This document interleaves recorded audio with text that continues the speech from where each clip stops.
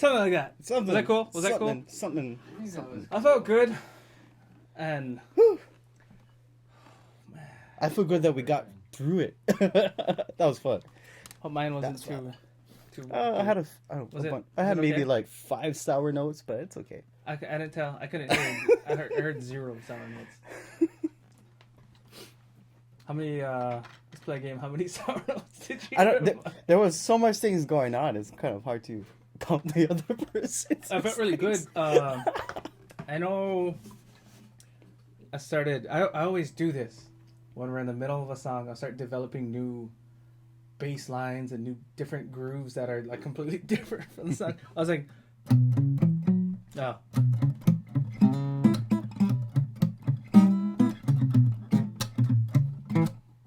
Oh yeah, that was like super funky.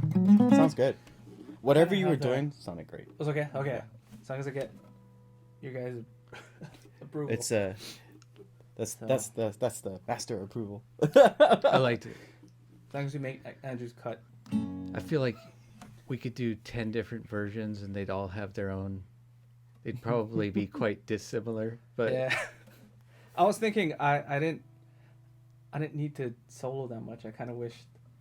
Oh, I thought Kalei it was good. It was good. Nah, okay. No, you went with the flow. If you guys And the flow was saying, Corey, flow more. the flow, you know, I'm out of water. Running on, not even running on fumes. Maybe running on fumes, but it felt really good. It was nice. If that matters. And it's, I mean, that's about as festive as we're going to get for Halloween. We're not dressed up. I'm not going to put any, like, animation spookiness coming down. But yeah, zombies. I appreciate you guys at least doing that. I don't know. I don't think we've I mean, ever like, played, I've always tried to have fun with the kids with Halloween, but I don't know. In the back of my mind, I was just always like, what is this demonic bullshit? It's never been my favorite holiday, but I mean, have fun anyway, right? I never eat some candy. Yeah, I never understood the idea behind Halloween or whatever.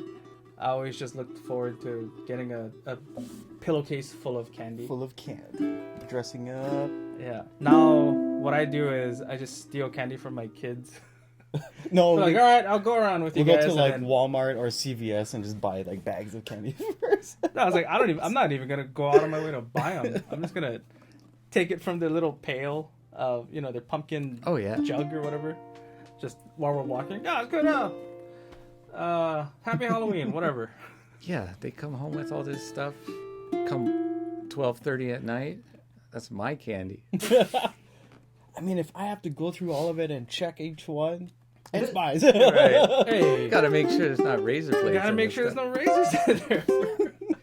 I just did a quality control for you guys. I care about you. Yeah. Anyway. It's all like half-eaten candy. We're trying to justify eating our children's Halloween candy. It's fun.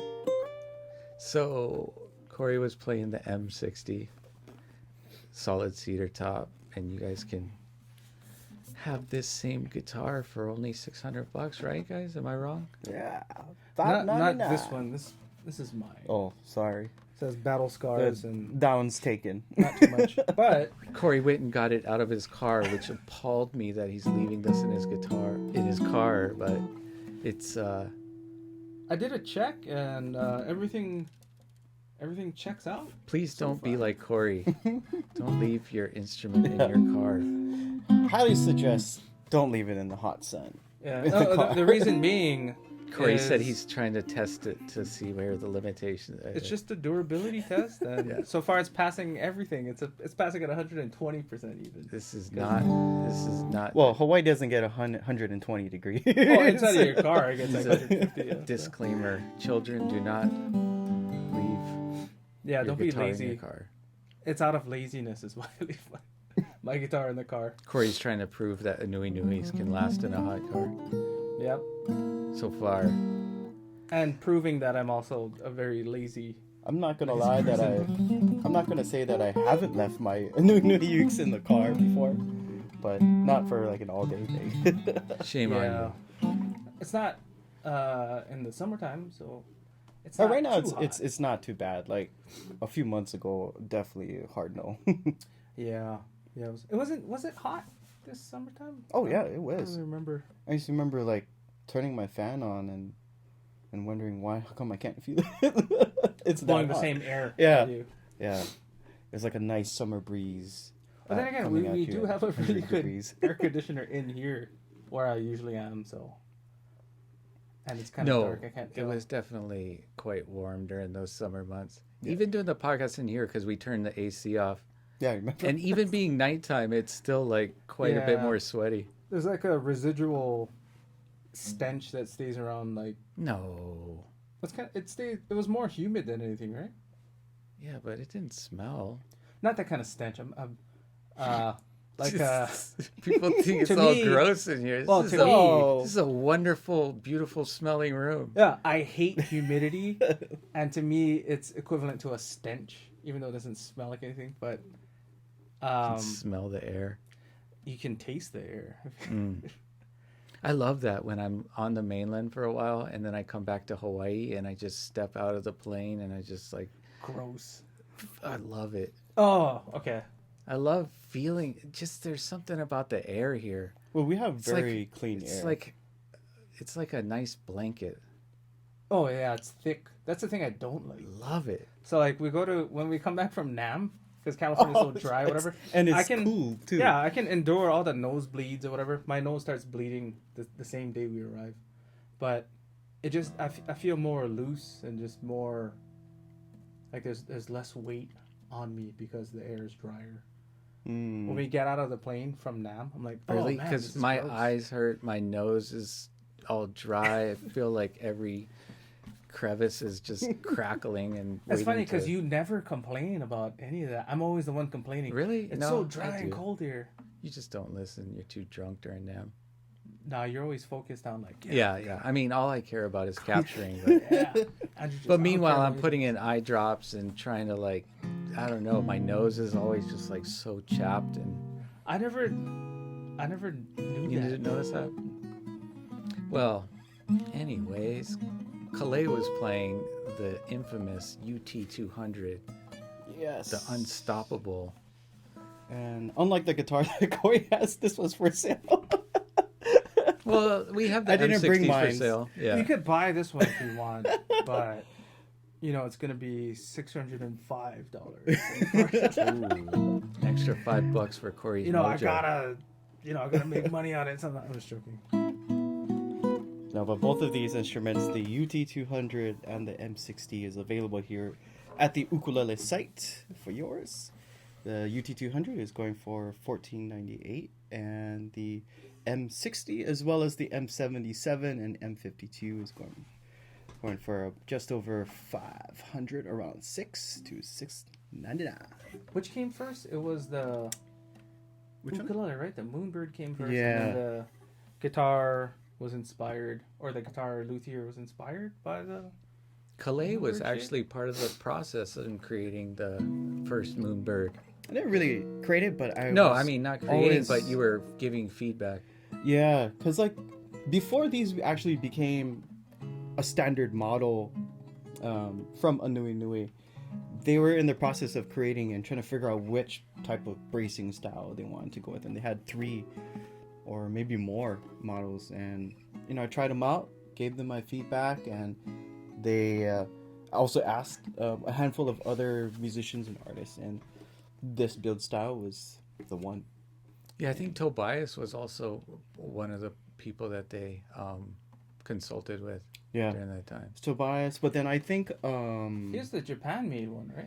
Kias Mm, is the one who introduced Mitsuta to aNueNue. Oh, Mitsuta is a very famous like Japanese luthier, very well respected, and his instruments go for very, very high. I mean, a lot of money. I mean, it's up there with like Joji and Yeah. like Toda and all the greats, Shinji from Japan, and yeah, this is his build style. It's one of the greatest things about the Moonbird is you don't get regular production quality, I guess, if you can say. This is along the lines of at least a custom quality. Because they derive from a custom instrument, right? Especially the builder. The builder like primarily builds all custom. Yeah, he was the one that made to built order. he was the one that built the artist models for. I'm not sure if he did, but I do know that like the artist models have more customization and different wood combos. But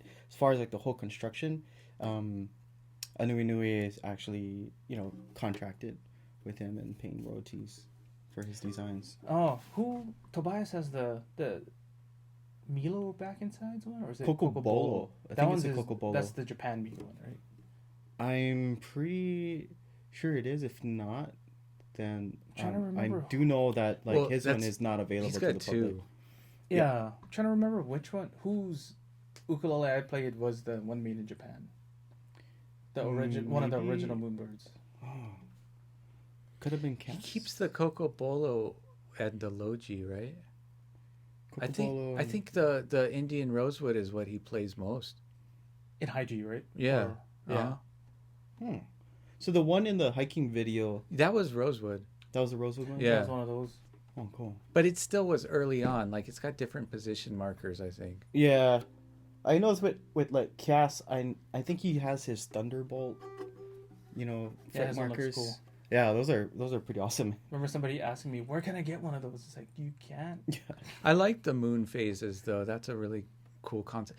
Aesthetically, it's the only instrument that I know of that's done the purfling lines as a second shape alongside the figure eight. And it just gives this, like, really super cool look to it. Yeah.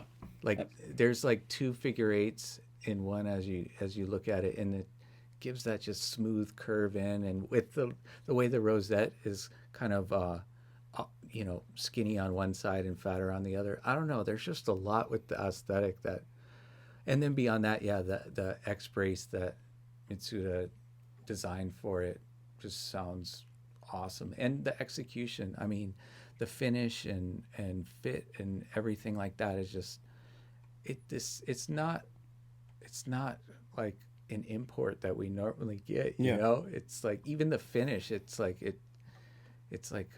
done on another level. Oh yeah. I mean, I talked to customers at the store and I explained to them like the process of how these are made. Like they're usually surprised that just the air drying process for the wood's 5 years, I mean, most times that type of information is not really shared with some of the import makers. I'm sure everyone dries their woods different. That's a process that the high-end luthier does. Whatever, all the processes that he does is duplicated in the factory. So. And nowadays it's not like where it's made, it's how it's made. If you follow the same steps as anything that's made in the U.S., you get the same result. As long as you put in the time, the effort, and you have the experience and the materials and the resources. And the materials available. aren't, I mean, like that grade of Swiss moon spruce is like, top luthiers, that's highly sought after, and it's always really tight grain, just perfect, very, very high grade. And same goes for the Indian rosewood back inside. So especially East Indian rosewood, yeah. Oh yeah, just look at that. Yeah, not West. We don't want that West Indian rosewood, only East. I don't know why, but it is always East. The other day, I stumbled upon a how it's made video on YouTube. I used to watch those back then, and I was like, I wonder what an ukulele how it's made video would be. Usually the how it's made videos they're like 15 minutes or something. Yeah. The ukulele version would be like 9 hours long because they could go through every process.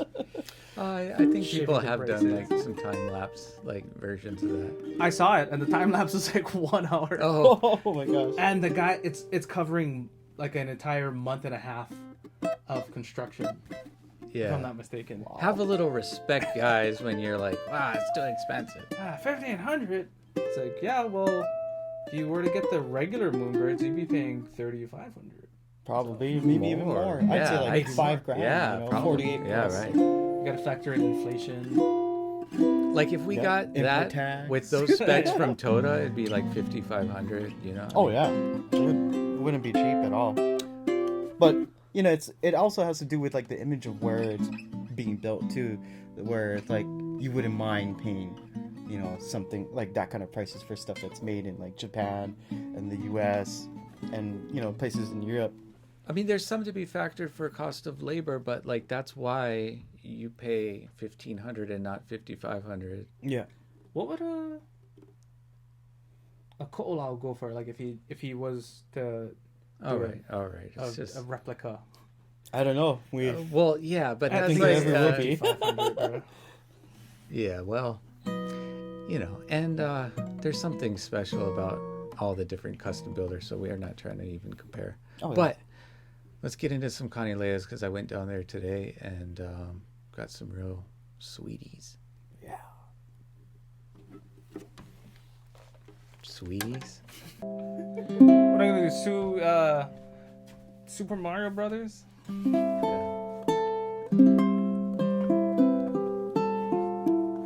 Super. Supermarket. Let me tune this one up first before I give it to you. Corey wanted to add the disclaimer that they just learned Thriller. Yeah, we made the arrangement. Yeah, sorry if it's in a weird key. It's the original key. Yeah, C sharp minor. C sharp minor or E major. Kalei, teach them how to play that song real quick. No, just joking. So you're gonna do a If you want to know like 10, 8, the 10. two main chords. Yeah. The two main chords of the song. Instead of doing a C sharp minor, you can do a C sharp minor 7. That's easier. Okay. And then you're gonna go to a, I guess you could say in this case, an F sharp 7. We're in the key of E. We're dealing with sharps. So these two chords. Bum bum bum bum.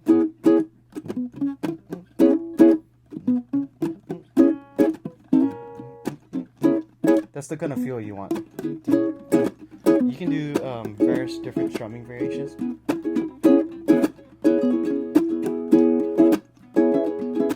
Okay, now go to F sharp 7. And then back to the C sharp minor 7. And back to the F sharp 7.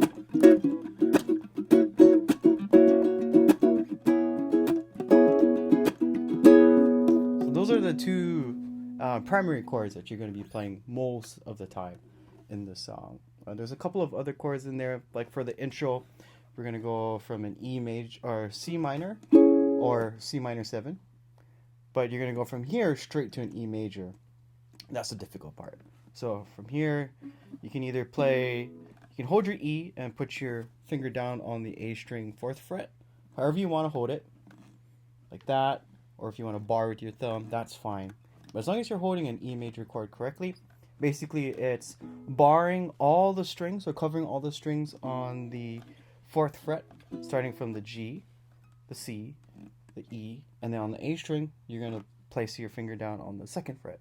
So however you hold this does not matter as long as you're holding the correct strings in the right places. So here we go. So C sharp minor 7. All I'm doing is lifting my pinky up and down, so putting it down. And then from here is the tricky part. You're gonna play E again, then you're gonna do an F sharp, and then to a C sharp minor 7. So this part sounds like this. And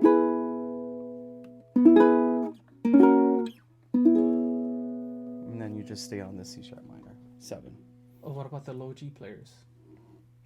The low G players.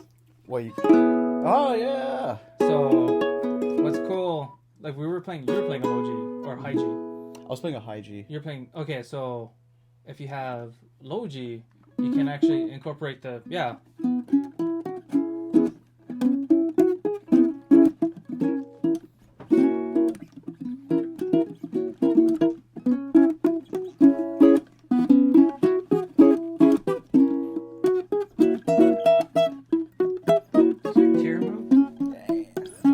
Probably. That's okay.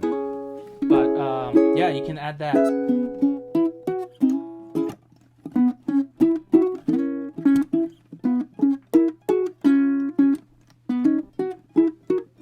What are the intervals of that to the chord? Basically, No, that bass line thing. So if you want to, Yeah, both even intervals. You're So- starting from the B. Right, the B, right? Is that a B? It's yeah, a B. that would be a B. But basically, if you just like hold like a C sharp minor position, you already have your fingers in place to play the whole Yeah. thing. So all you're doing is going this. And then you're going to the next string. Yeah. 4 6 4 6 4 6 4 6 4 6. Yeah. So 4 6 on the G, 4 6 on the C, and then twice back on the G string 6th fret. So.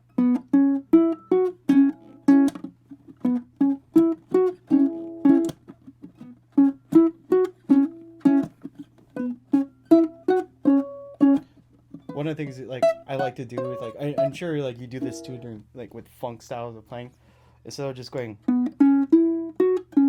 you kind of like Oh, throwing in the ghost note. it's kind of like a filler note, you know.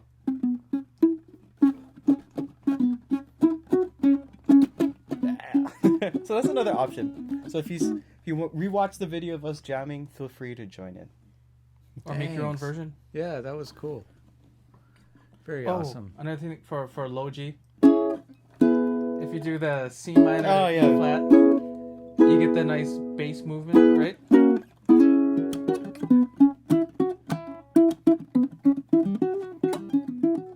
So was it C sharp minor To E, to E?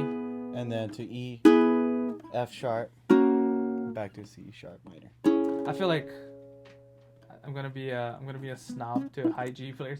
It feels the most correct in low G tuning. No, I'm not gonna lie. Like it sounds good because like you can do all the parts, you know, if you choose to, and have like a really nice, rich tone because of the low G too. So I think it matches even better as a solo piece with the low G. If you're gonna be playing it in the key of E or the original key, C sharp minor, or E major. You know, like the high G, I found that it sounds great when we play together, when you're playing like the guitar and I'm playing the ukulele. So, Yeah. you know, it depends on the situation, who you're playing with. If you're playing solo by yourself or, you know, doing it as a duo, like how Corey and I do it. So, yeah, try everything out. The same thing, same kind of feel. What other songs follow that chord progression? We went into Bruno Mars.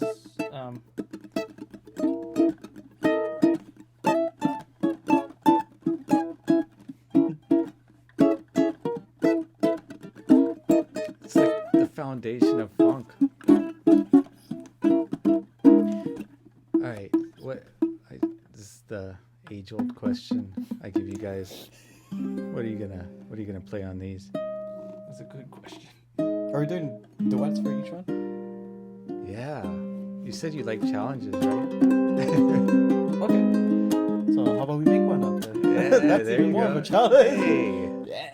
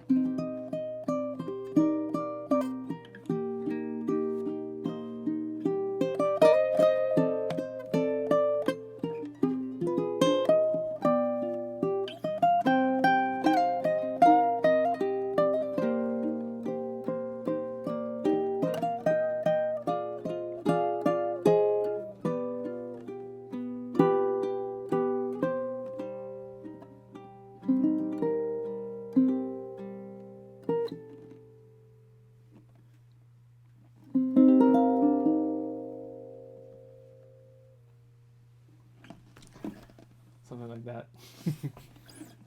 I was ready for the explosion. Talk about what you guys are playing. So These are similar, but not exactly the similar. same. one is bigger Well, than no. the other. One is a super tenor. The other one is a regular tenor. I got. So, do you like big butts? I'm And not can gonna you lie. Yeah. I do. So easy, it's almost cheesy. Corey, go first. Give us a sample on the super. These are with a redwood top. So yeah, regular 17-inch super tenor. Sorry, some dust on here. But yeah, you get a little bit more oomph and More power. the bass. Yeah, the bass clarify region. why the difference. There's like two different super tenors in that, right? Yeah, so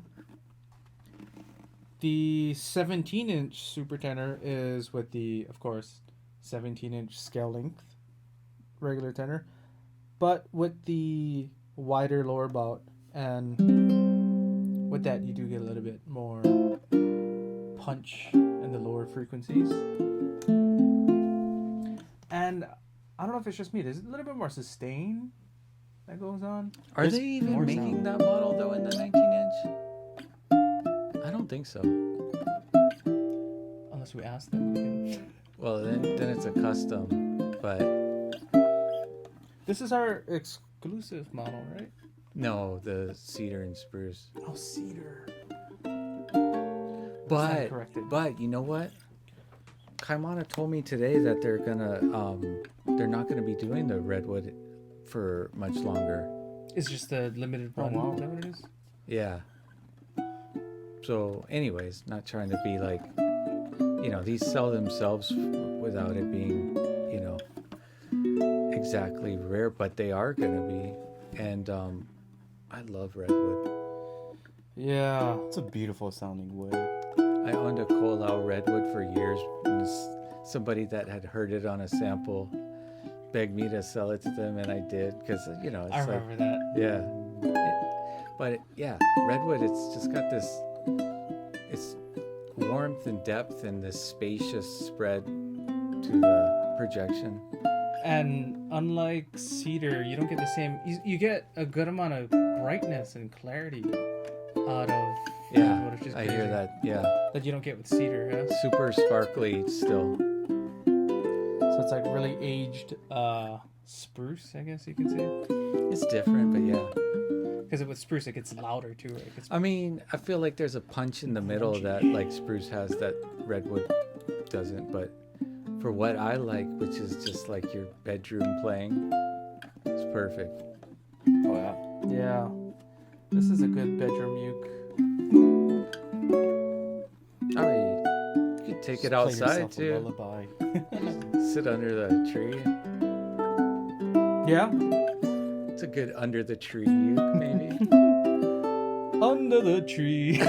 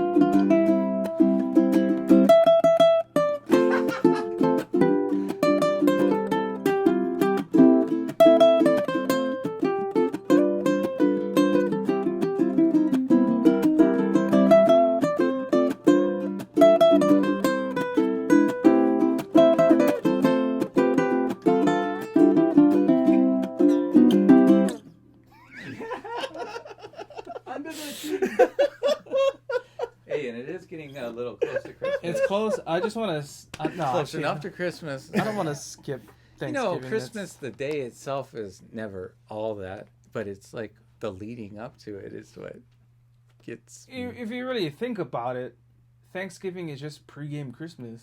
You eat the Hey, same thing. Yeah. You just don't get presents under a tree. I know. Yeah, it's all about giving thanks and being grateful. Thanks. I'll see you in a month where you give me real presents. Wow. Yeah. Oh, by the way, my birthday's the following month. See, they put Oh, yeah. Thanksgiving before because you get together with your family, and if you're not on good behavior, you don't get good gifts. It's the pregame. They're like, do I want to give you presents in a Yeah. month or not? Sorry, I spent all my money on Thanksgiving food. I stopped caring about or getting good presents so many years ago. Every day is a present. Yeah. Yeah. Let me see what Every you day is guys a gift. bought That's me why they with call my it the money. present. Hey, whoa, we're getting Hey, that's too deep here. sorry. I was talking over that brilliance. What were you saying? Sorry. No.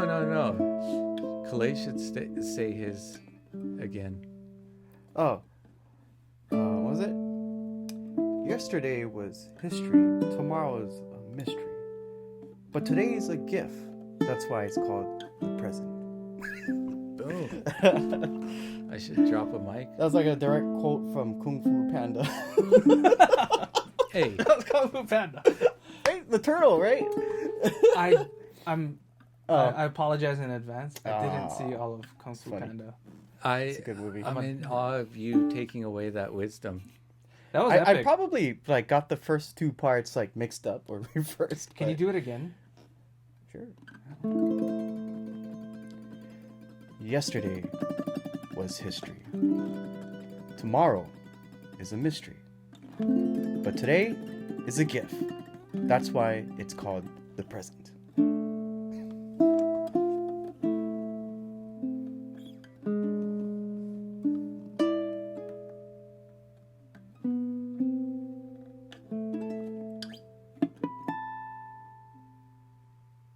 I guess that's it. Sorry.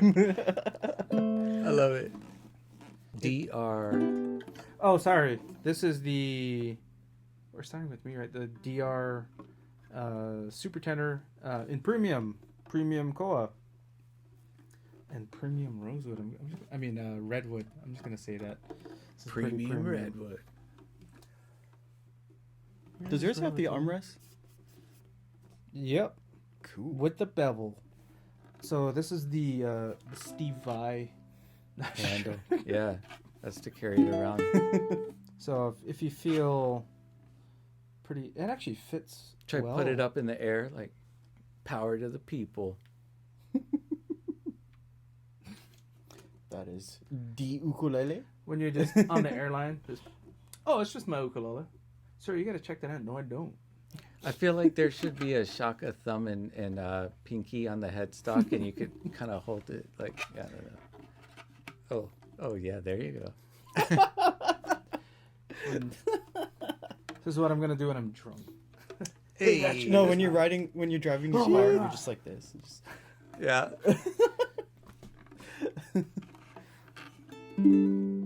Just you got the nice side port. Your thumb fits in well. Oh, yeah. All right, guess I'm off to work, guys. Hey, I mean, I love what it does for the sound. Oh, yeah. Big time. Yeah. Ooh, sorry. Gotta give it the good old stretch. That's not Kanile'a, that's Aquila. Yeah. I mean, you know, it's like, even if it was Kanile'a strings, they would still stretch out a tune, but still. Yeah, so this is one way you can accelerate the break-in process. And this is Hey, you should have done that before you guys started. this is actually a tip from, if I'm not mistaken, this is a tip from Mimo himself. So one way to break in the strings, I do this all the time, and people look at me like, "What are you doing? You're breaking my instrument." I'm like, "No, I'm just stretching the strings out." So the idea, you get fresh strings on your ukulele or guitar. There's a break-in period for the strings to settle and for them to stretch out and stay in tune. There's a misconception that when an instrument goes out of tune, it's because of the tuners. It's not necessarily the case.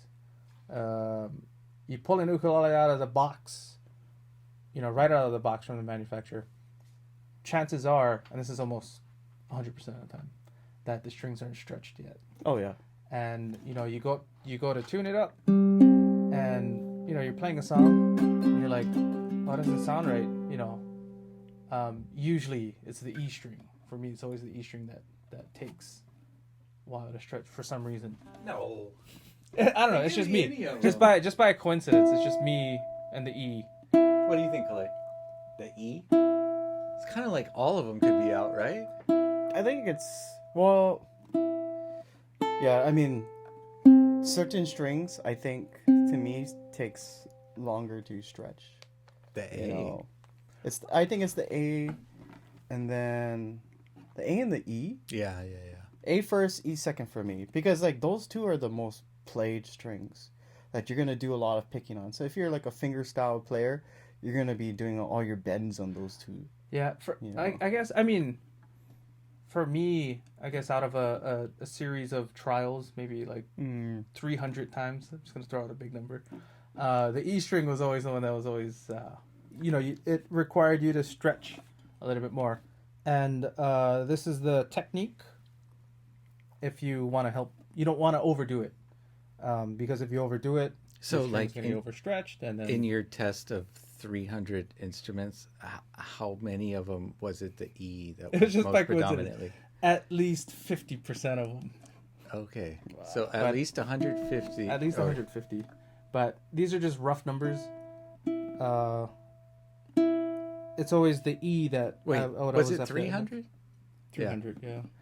It's probably more. I bet you came up with that composite based on like 10,000 different times. It's like, I picked 300 because I like that number. Yeah, right. It just has a nice ring to it. For Sparta. Also, I like that movie. Yeah. all right, tell us in the comments which string for you stretches out or takes the longest to settle. Yeah, I swear, going back to the E, for some reason, I would have to stretch it out. So, the stretching technique, what you're going to do, what I like to do is, with my left hand, I hold this string here in the nut slot so it doesn't pop out. My right hand, I'm going to grip the string underneath and towards the 12th fret, which is around the most center point. This is the part of the string right in the middle. This is where you're going to want to do a light pull. I think we did this before. You're going to pull maybe 3 times, just maybe an inch, actually maybe a centimeter off the fretboard. And you're going to, right after you stretch it, you're going to pluck it, and you're going to see how much it went out of tune. That's where you can gauge how much you need to stretch out. If you do it and it goes 2 keys flat, then like you're going to have to, do it a series of times, maybe like 10 times. But these strings are still new. We just got this ukulele in, is this today or like 2 days ago? Today. So brand new strings, fresh strings. Wound strings usually break in quickly. quickly. I was there 2 days ago and these weren't ready, so it's like these are actually like fresh off They're sweet. they're Like fresh. some of them were actually like getting strung up while I was there. Oh wow, Yeah. okay. These are like fresh. Anyways, wound strings don't take that long to break in. So the low G, if you do a low G, you don't have to do it so much. This one, just a little bit flat. It's like 3 cents flat. So, and what you want to do is tune it up to pitch. That's going to be your reference point. And then you do it a couple times. You do the stretch. This went flat, another 3 cents again. So it's almost there. Once it's really close to the key that you're trying to tune it into, that's where you kind of want to pull back from doing the stretching. So right now it's at a G. Do a little bit more of a stretch. Now it's a 1 cent flat. So I'm just going to do it one more time. And then the strings will, it shouldn't go much out of tune after that. So one more time. Actually, yeah, that went flat. I pulled it a little bit more. Anyways, so C string. Right now it's in tune. No, but you want to kind of keep doing that until it stops moving. Yeah, there's big, also- you know, With this type of bridge or string system. yeah. Sometimes it's still pulling up from there. Yeah, so it might be stuck inside of the slot in a Yeah. weird part of the bridge pin, in which you're gonna have to pull it. Don't pull it too hard because this is gonna Or shoot out. hold the bridge pin while you do Yeah. it if you're pulling. And From always that check side. too. Check the bridge pins. Yeah. Make sure So, they're not Make, coming yeah, out. and after you pulling out the strings, like look and make sure you don't need to push them back in more. Yeah. They're slowly coming out. So what I do is I line it up with my forearm and I kind of just hold it there, and that'll prevent you from losing your bridge pin. Because you lose your bridge pin, Yeah. you can't, you Yeah, know. at least that way you'll just get a little jab in the arm. Yeah, and hopefully you don't bleed. I do that almost exact same thing, except for one thing I do is typically like, especially with brand new strings, is I'll go up another 5 cents And on each string just to like add that stretch to them Yeah. afterwards. Yeah. Like what I used to do is like when I used to stretch my strings out manually like that, before I go to bed, because I know, you know, one day is not enough. Yeah. I'll tune it up maybe like a half to a whole step Yeah. higher than it should be, and then Half most step up times- is good without it being like, you know, any more undue tension. Yeah. Depends on the string too. Because you use regular nylons, yeah. No, lately I've been using a lot of fluorocarbons, but nylon was always my choice Yeah. for a So long time. these always took longer, right? Because Yeah. whatever polymer or whatever they use inside of the string allows for increased elasticity, and that's why it takes a little bit longer to settle. Yeah. Because you have to let the string fully stretch. I mean, actually, the super Nile guts are quite a bit better than the new The Nile regular guts ones, for yeah. years. Because, like, the original ones, I mean, they have a sound too. In some ways, it's like almost a little bit better for certain instruments, maybe, but they take a long time to stretch. Yeah. Like, you can stretch them out like 5 days later. Yep. Oh yeah. And like you don't want to Definitely. overdo it. You overdo it, you're gonna overstretch the string. And what happens That's is- causing intonation issues. Yeah. So go lightly on that. So keep it at, you know, I would say don't go more than an inch off of the Half fretboard an when you're inch. half an inch at least, and then you know tune it up, or you could tune it up to C sharp. Like right now I'm on the C string, C sharp. You're gonna keep stretching it until it's back at C. Yeah, if you tune it up a little bit and do that, like there's going to be a point to where it's not, you know, or it's going to come back to pitch Oh, yeah. only, and then Also too, it's like the environment and temperature too, you know, can These affect not- the strings. These two, I guess the plastic that you use aren't affected so much. Not like titaniums and regular. that's the Oh, yeah, thing. the Like titaniums are the very- different nylon strings Mhm. are very hypersensitive. Some of them to Yeah. humidities and like even your Yeah. finger.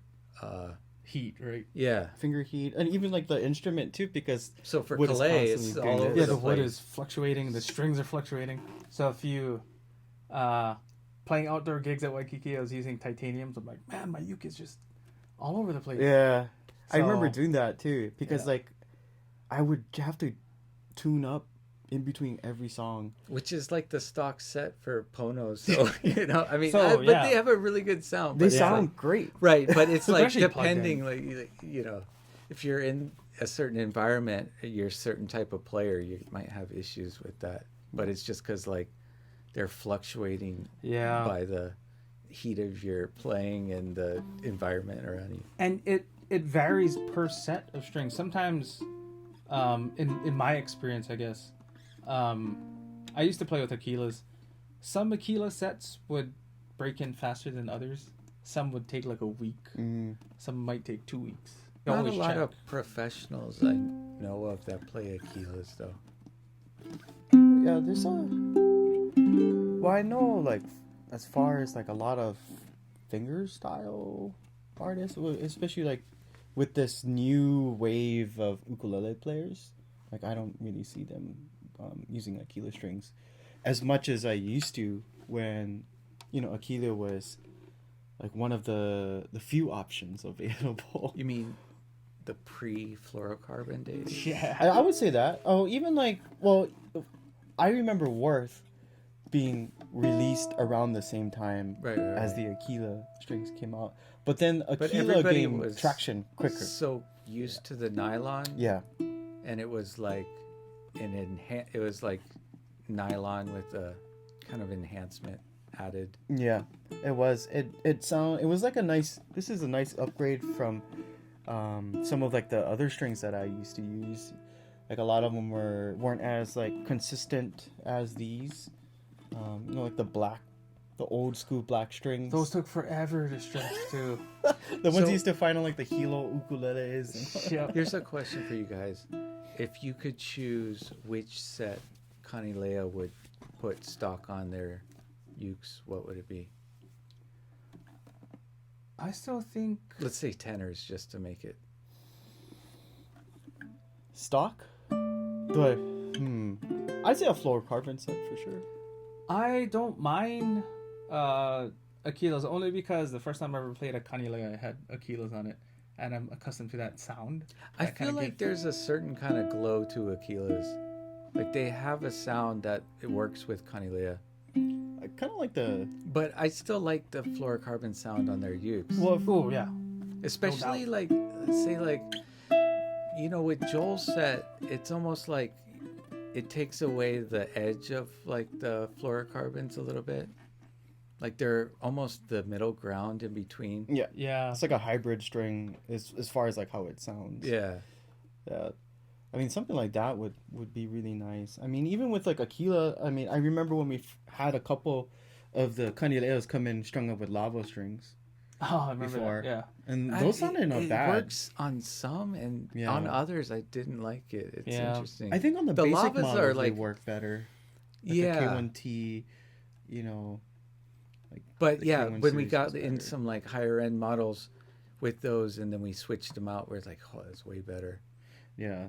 So There's a I little don't bit more know, life with the regular Aquilas compared versus to the lavas, right? yeah, I think so.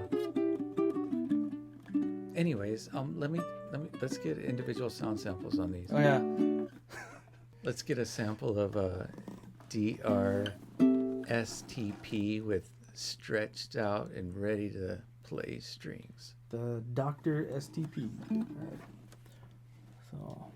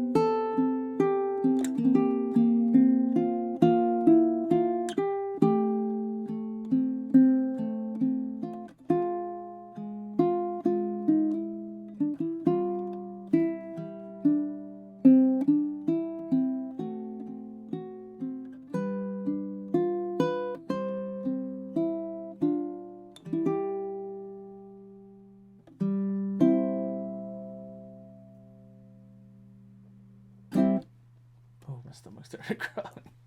Was that yours or was that mine? It was mine. It sounds so good. Oh, I don't know.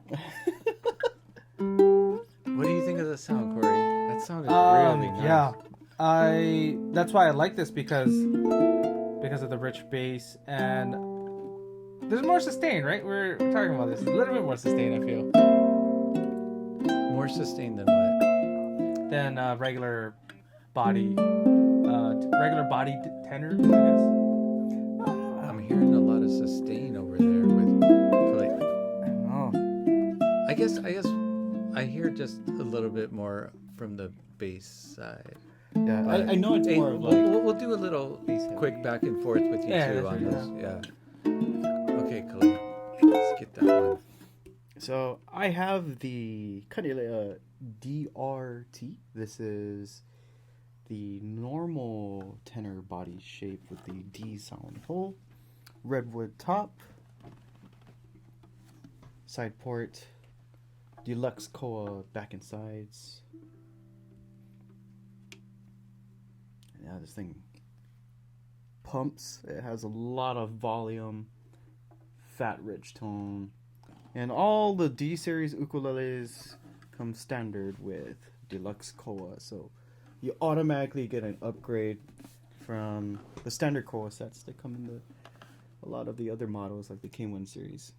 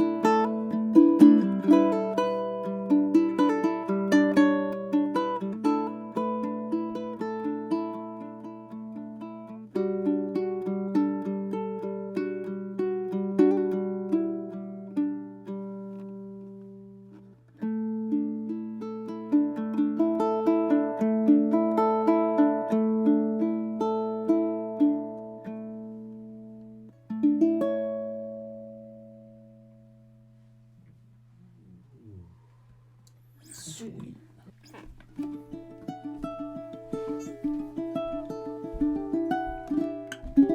15 seconds.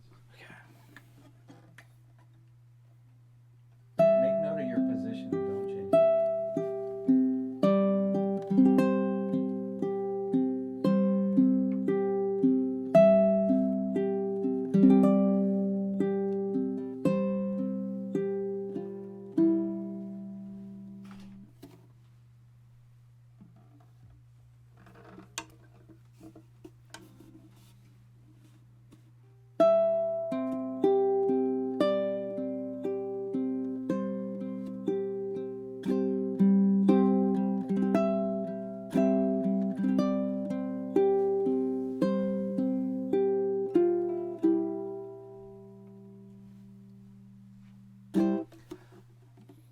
Both are nice, but yeah, that one Oh, has a belly like me. yeah. Got that belly. This thing sounds good. It's a nice punch. Really Like, good. Let's see.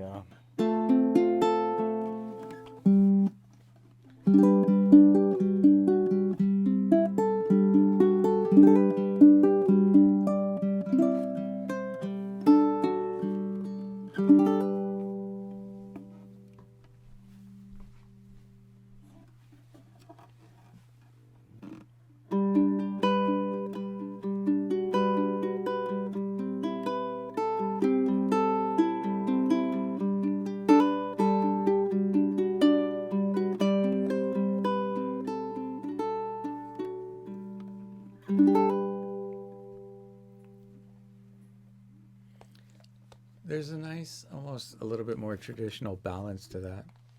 Definitely more what I'm familiar with hearing. You know, Yeah. with this one. But yeah, if you want more bass, you get a little bit more, right? Okay, but that's the redwood top. I want to do the same thing with the all Koa model with you guys. Oh yeah, I'm all about the bass. No, That Koa model. That Koa model.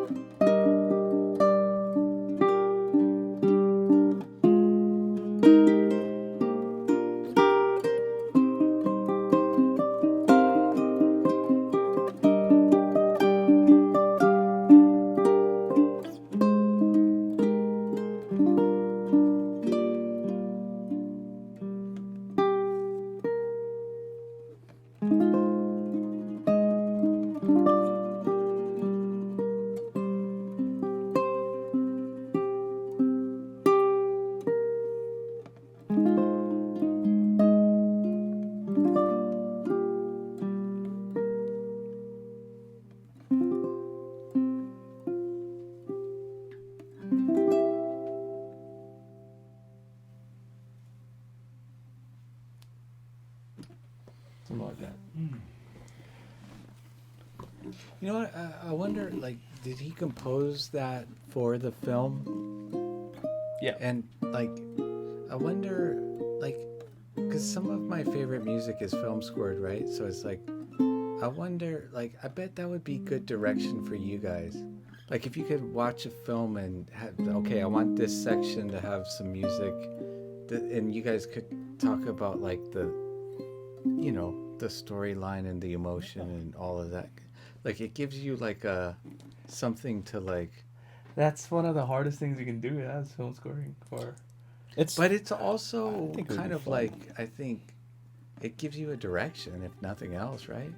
It does. I mean, what I like to do is like, I think I've said this a few times, was like mute the TV, or, you know, when you're watching something and just play along to the scene. And He's film scoring without even calling it that.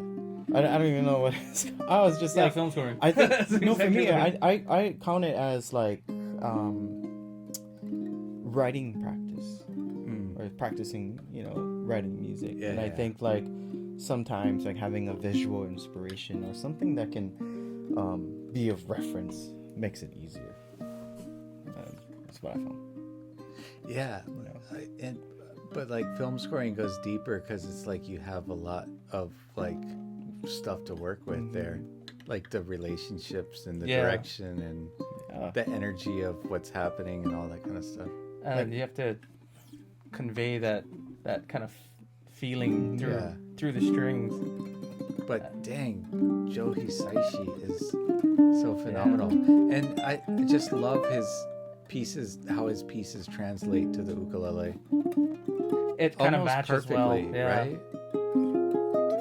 All the Ghibli stuff seems to like have like a really unique but like perfect sound with the ukulele. Oh yeah. Yeah. It's cool. It's like that was a completely different movie, but it was in the same key as. Same composer. So these are the same model specs as what we previously tried, but with all Koa, so Koa tops too. And Corey's got the super, and I got the Corey's got the normal. regular. So Corey, what's the model number? What's the serial number on that one? So 25121. So that's one of two that was listed yesterday. I picked those up on Tuesday. I have a bunch of new ones that I could have thrown in that we didn't have samples on, but I wanted to do kind of the same thing with the Koa tops that we did with the redwood tops. But so I do have a sound sample on that. It's listed right now. You guys can go check it out at the website. I mean, I could have this one up by the time I list this, but I need a fresh sound sample on that DK-T. That one has nice green. Jeez. Look at all the stripes. Look. Yeah. Check out the back. They call it Hawaiian zebra. No, no. That can pass. Yeah, so here it is. The Koa DK-T.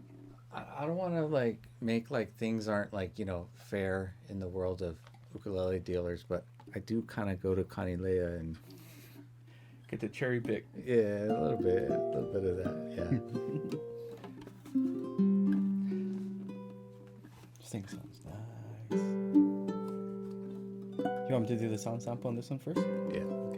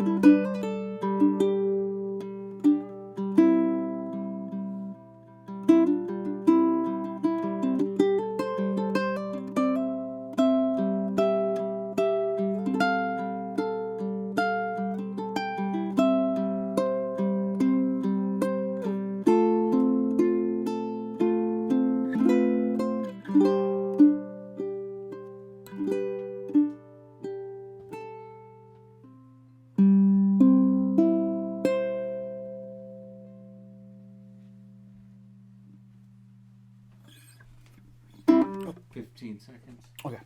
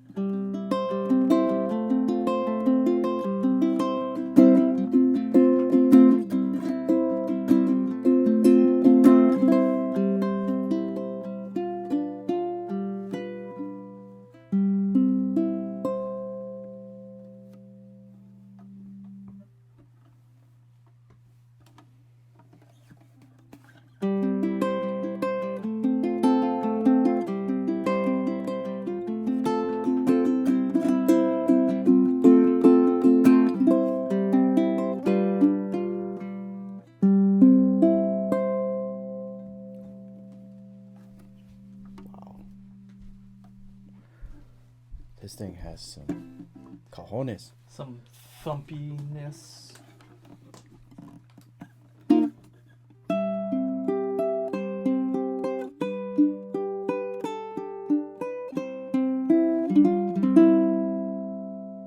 me try that one more time.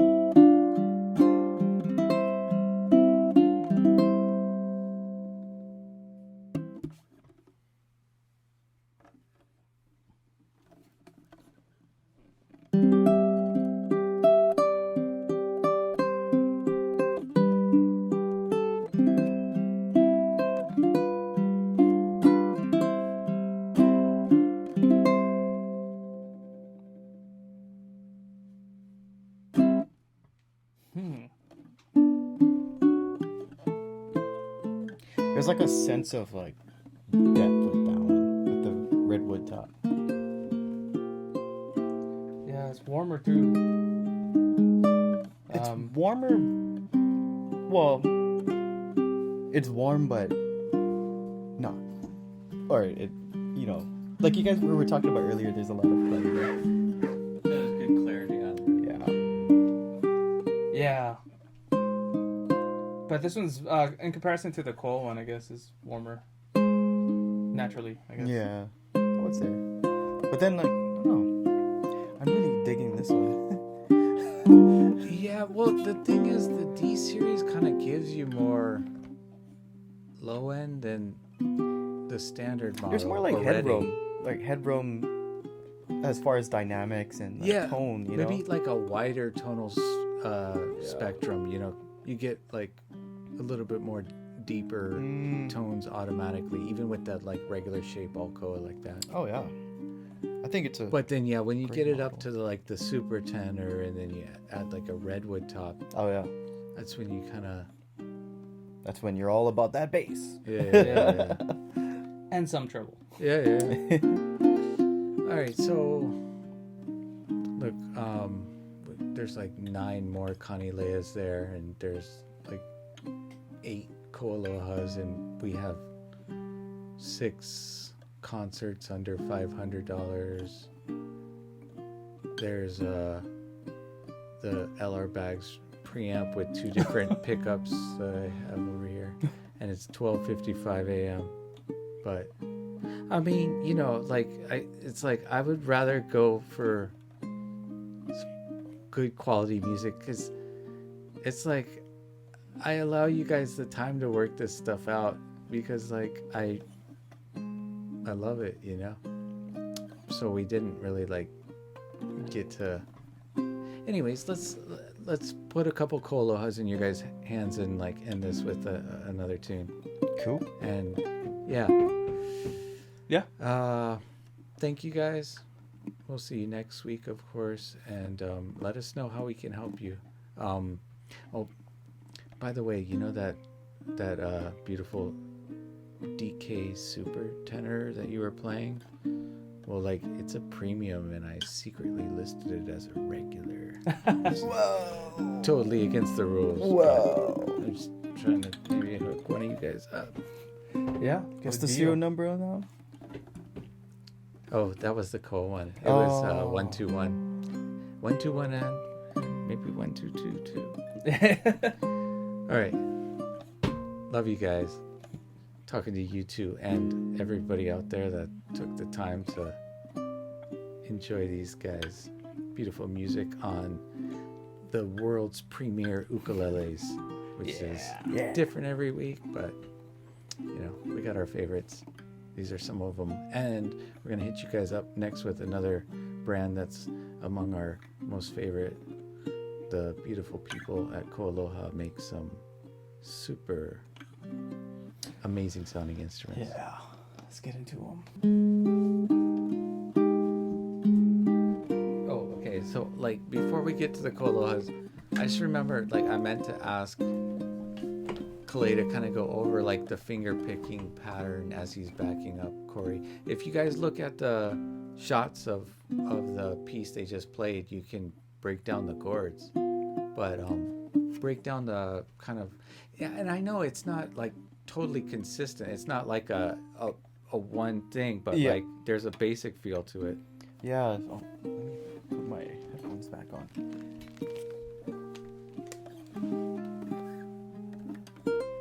So, like, a lot of this comping that, like, Corey and I do when we're backing each other up, whoever's taking the lead, a lot of these pieces that we're playing were actually originally played a lot on piano.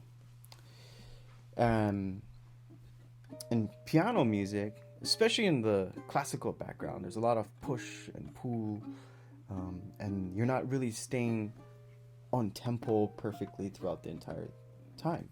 So what I'm doing as far as like pattern wise with Corey is, rather than thinking pattern, I'm thinking more piano like kind of feel. So push and pull, more emotion, soft and loud.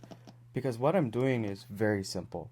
It's basically starting off from the top string on the ukulele and plucking each string individually on the slower side, and then ending it with a strum. For example,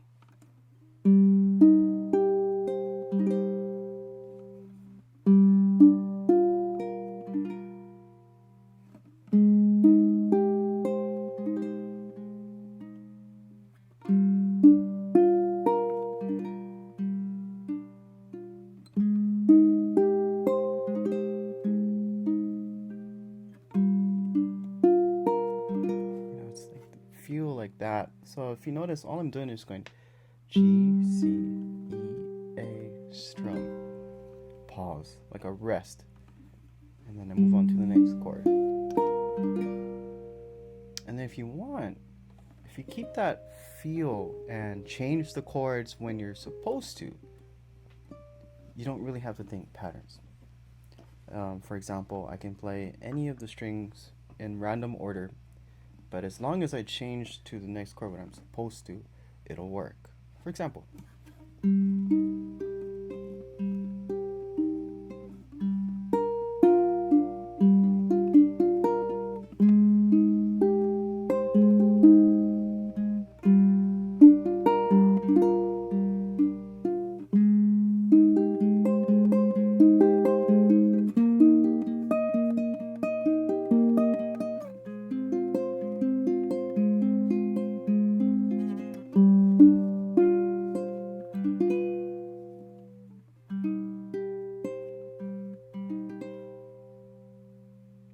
that's pretty much it. I did everything with my thumb. Nothing fancy with 2 or 3 other fingers, and just kept it simple. Sometimes the simple things makes the song sound better. Less is more in a lot of cases. Beautiful. Yeah. And it's not, you're not doing a lot, but it is a lot It adds a lot to the song. because a like lot to the feel. when you're taking away the amount of like I guess effort technique wise and put all that effort into emotion, you get a totally different feel. So yeah, I encourage you guys to try and play around with push, pull, soft to loud, fast to slow. If you're playing in a band, then yeah, definitely you need to stay on time. But if you're playing this type of style of instrumental music where there's not really a metronome going on in the background and no one's really staying perfectly in time, that's the best time to experiment with stuff like this. Bro, I'm always free. Metronome can't hold me down. I go where I want. Well, it's also too, it's like playing with the metronome too can be a lot of fun once you start getting used to following a tempo, because eventually you just end up worrying more about how the overall tone and feel of the song. Well, one thing I noticed early on, from very early with Corey, is like he wandered time-wise, but he came back. Like there's an internal clock that knows you're going free for that space, but the meter is felt. It's like breathing. Yeah. Like, yeah. Yeah. That's what I learned from Mr. Hisaishi himself. Like the way he plays, like he puts in a lot of emotion in one part, and then like he'll go gently in these passages, and then like one of my favorite channels is Rick Beato's, and like he was doing like a comparison or a video on like taking some of like Jimi Hendrix's and like Led Zeppelin stuff and showing how like if they recorded this to metronome, this is wrong, but it's like it was right for the feel they're going for, and there's, I mean, like classical compositions a lot of times take that freedom to go off and come back and all that, Yeah. that's another skill. It's a skill to have. It's like it's part of the feel, takes right? a while to like the develop it, time too. is like another tool, like all the others that can create emotion and excitement or express yourself in that realm, That's why I always think about that. It's always important to have the fundamental techniques down before you start tackling something.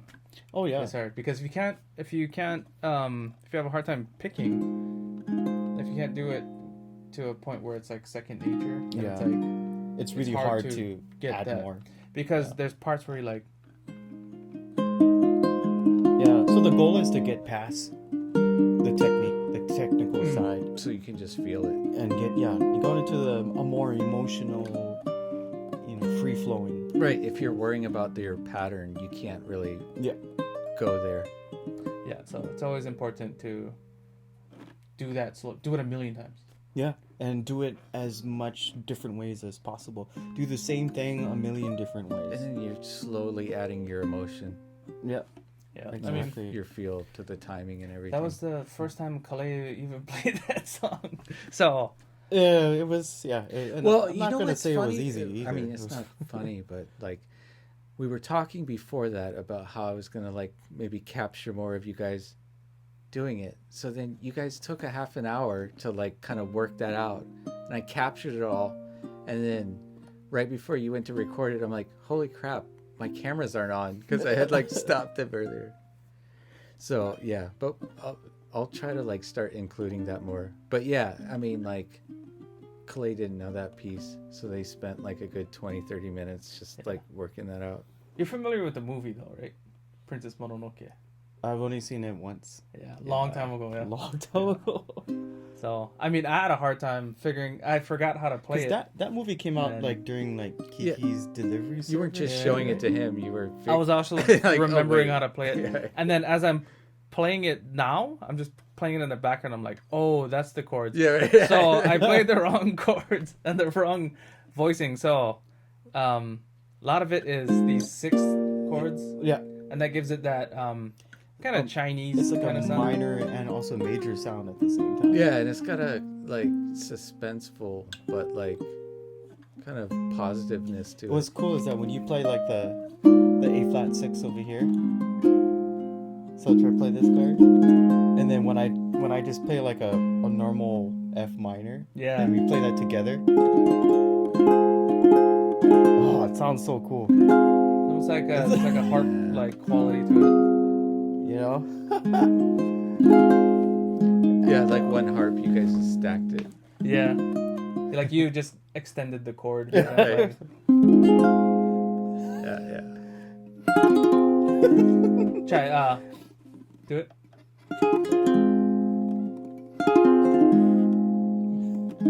Or All right, guys, grab a friend and try this out. So I gotta remember. So the passage was the.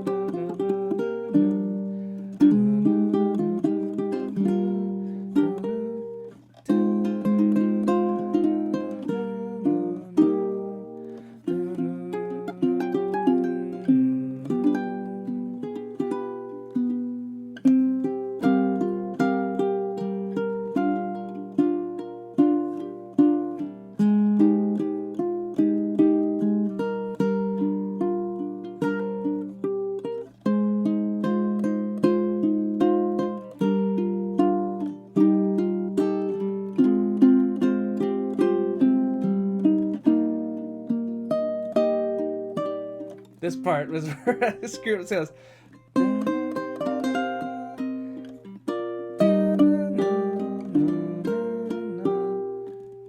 The ending part to that, yeah, so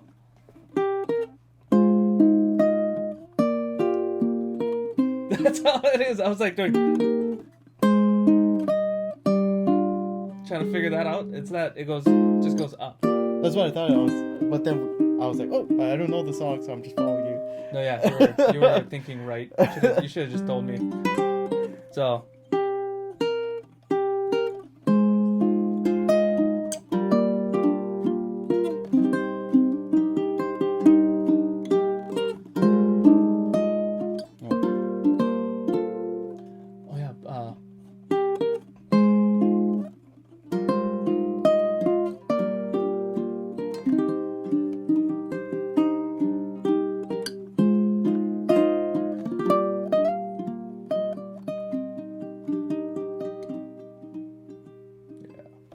Love those chords. Alright, guys. You know, by 2 o'clock, I get weird. All right. By 12 o'clock, I start getting weird. Well, I'm already weird, All right. so. Let's hear some weird music on a few KoAlohas, and then we'll see you guys next week. It's gonna be a race. Yeah, I mean, these are really nice. And the one Kalei has, I mean, how long has it been since we've had pineapples? Like a So regular long, I neck can't pineapple. remember. That one is ripe, man. Look Oh, at that is a thing. long neck pineapple. Sorry. Yeah. It's nice. With the dark stripes going around the side, it almost is check giving this it out. like a natural sunburst. The on only top. reason you would return instruments like these is if they were too loud for you. No. If you don't, And then we'd say, just try to play a little bit softer. Just gently, a little softer. There, it's so sweet. I mean, If you're a Part of gentle music player, is that's one being- of the things with KoAloha. They just jump out, you know? You Yeah. can play them so light. part of music is like playing soft and loud. I know a couple And feeling people. the sensitivity of the instrument and playing to it. Right? If it's a very sensitive instrument, oh, you just you just found like one of the best instruments you can. Yeah. And I've had a few customers It's that great. they were like, "Oh, that's too loud for me." I'm like, "Oh, okay." Yeah. I mean, I get it. well, yeah, I've even like there's some people just like soft instruments. But it's like this. Like some people like to really chilang them, you know, and go at it. Yeah. So it's like, if that's how you like to play, then yeah, they're kind of like you want to find something a little bit more compressed. Or change 'Cause the. these are just like they're gonna kind of keep going. They don't crap out. The volume is like. Or you can just do this. Like if the volume's like this, you can just do this. Yeah, but that's what I mean. People sometimes don't want to adjust their playing. You can change the strings to regular nylons. That'll No, but this is mellow it out. Yeah. this is like I mean, Yeah. the easiest way. Otherwise, you're gonna have a hard time finding an instrument. Well, I say Yeah. that, but it's pretty rare that somebody actually wants to return an instrument for being too loud. It happens, but Yo, this uke is too loud. I need a softer voice. yeah, technique covers most of that. Yeah, that's all it is. Just practice playing loud and soft. Like, you shouldn't have any problems.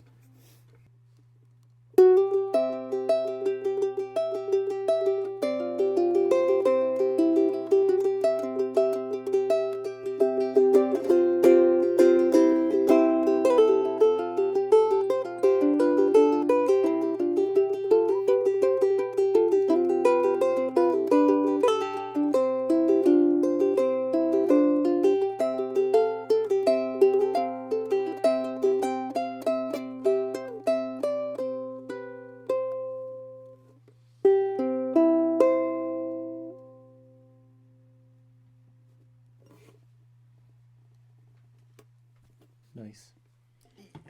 And then here is the regular KSM.